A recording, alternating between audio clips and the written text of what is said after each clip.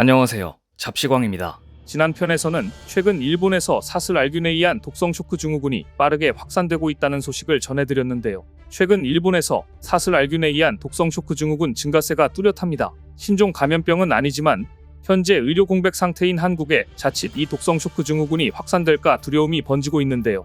STSS는 이름 그대로 사슬알균, 과거에는 연쇄상구균이라고 불렀던 균이 독소를 내뿜으면서 온몸이 세포를 망가뜨리는 질환입니다. 사슬알균 중에서도 그룹A에 속한 스트랩토코쿠스 파이오진이라는 균이 보유한 독소가 쇼크와 폐혈증을 유발하는 질환인데요. 올 2월 일본에서 STSS 감염 사례는 378건 보고됐고 일본 전역 47개 현 가운데 45개 현에서 환자가 발생했습니다.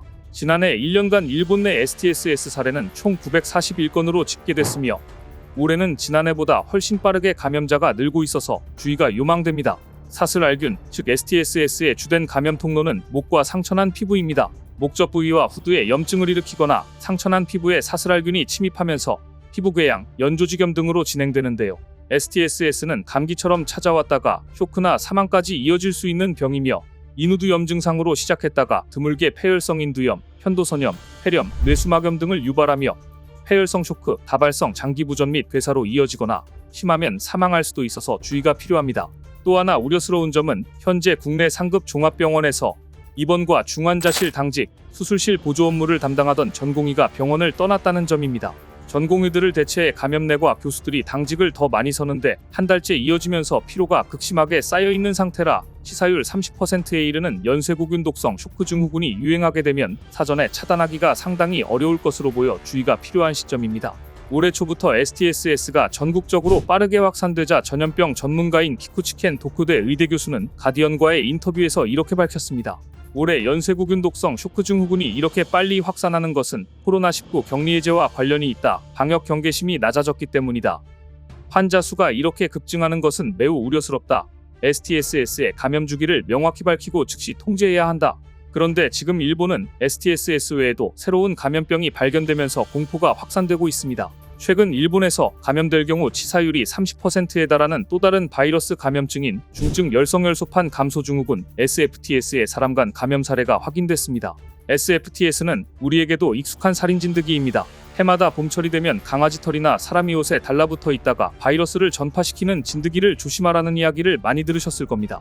걸리면 치사율이 20%에 가깝기 때문에 상당히 위험한 바이러스로 알려져 있는데요. 그런데 최근 일본에서 진드기 인간 감염이 아닌 사람 간 감염 사례가 최초로 나와 공포에 휩싸여 있습니다. 지난 20일 요미우리 신문과 NHK 등 일본 매체들에 따르면 일본 국립감염병연구소에서 참진드기가 매개하는 SFTS의 사람 간 감염 사례를 일본에서 최초로 확인했다고 발표했습니다.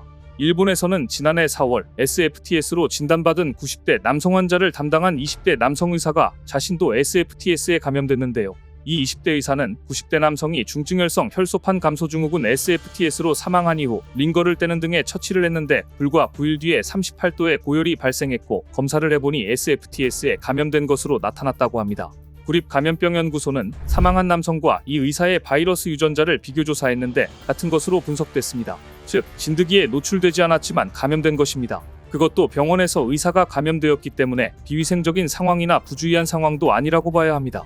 일본 후생노동성은 SFTS는 참진드기로부터의 감염이 일반적이고 사람 간 감염은 간단하게 일어나지 않는다. 다만 환자의 혈액이나 체액에 닿을 가능성이 있는 의료 종사자는 감염 대책을 철저히 할 필요가 있다라고 밝혔습니다.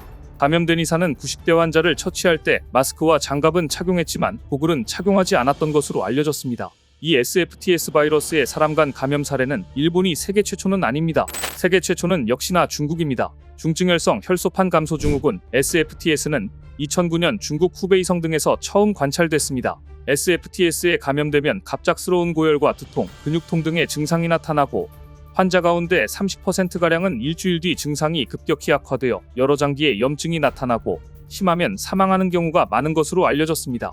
현재 증상이 발생할 경우 체내에서의 염증을 억제하는 스테로이드제 성분의 처방을 받는 것이 최선이고 이를 직접 치료할 약제나 백신은 아직 개발되지 않은 상황인데요. 전문가들은 SFTS 예방을 위해서는 풀이 무성한 곳에 들어갈 때 긴 팔옷과 긴 바지를 입고 피부를 노출하지 않아야 하며 방충제, 스프레이 등도 효과가 있다고 조언합니다. 매개체인 참진드기는 동물의 몸털에 달라붙어 이동하는 경우가 많아 관광지의 사슴 등을 만지는 것도 삼가야 합니다. 하지만 이 바이러스가 병원에서 확산될 수 있다면 이야기는 달라집니다. 또한 중국에서 끊임없이 변이가 일어나는 것으로 예상됩니다. 원래는 사람 간 전파가 되지 않았지만 중국에서 최초로 사람 간 전파 사례가 보고된 이후 이제 일본에서까지 사례가 나왔기 때문입니다.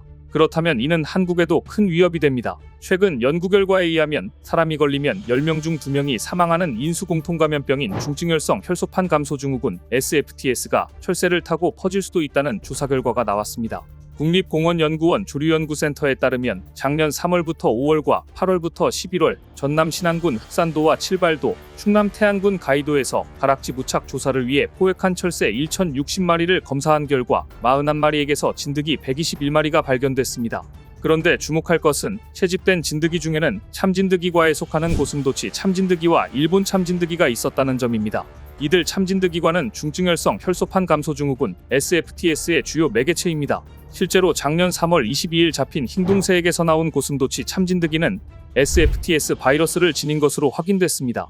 흰둥새는 북쪽 번식지와 남쪽 월동지를 오가는 봄과 가을에 한국에서도 흔하게 발견되는 나그네 새이자 한국에서 겨울을 보내기도 하는 겨울철새인데요. 땅 위에서 먹이 활동을 하기 때문에 진드기에 취약한 측면이 있습니다. 한편 한국을 찾아온 철새에게서 SFTS 바이러스를 보유한 진드기가 나온 것은 이번 사례를 포함해 모두 2건인데요. 작년 4월 서울대 산림과학부연구진이 중국에서 인천 대청도로 날아온 축새몸에서 떼어낸 진드기에게서 SFTS 바이러스를 검출한 바 있습니다.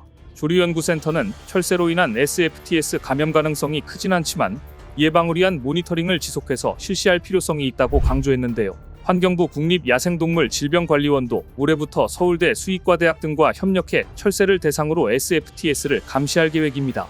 SFTS는 주로 진드기에게 물릴 때 감염되는 것으로 추정되지만 감염자 혈액이나 체액으로 인한 접촉 감염도 보고된 바 있고 일본에서 의사가 감염된 환자를 처치하다가 자신도 감염되었으니 인수공통 감염병이라는 것이 다시 한번 확인된 것입니다.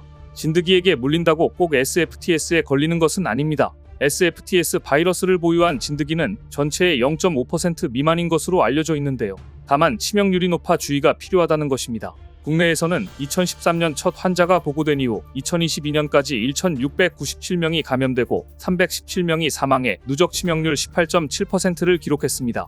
더구나 아직 백신이나 치료제는 개발되지 않았습니다. 기후변화로 진드기 개체수가 많아지고 분포 범위가 넓어지면서 SFTS 전파 위험이 이렇게 커지고 있는 것인데요. 중국에서 철새가 못 날아오게 막을 수도 없고 이처럼 중국발 감염병 확산을 막기 위해 주변국 아니 전 세계의 고심이 깊어지고 있습니다. 더구나 일본은 연쇄구균 독성 쇼크 증후군에 이어 중증열성 혈소판 감소 증후군 SFTS까지 발견됐다니 이래저래 일본 여행을 가려던 사람들은 발길을 돌릴 듯 싶습니다. 오늘 준비한 소식은 여기까지입니다. 댓글을 통한 여러분들의 많은 의견 기다리겠습니다. 시청해주셔서 감사합니다.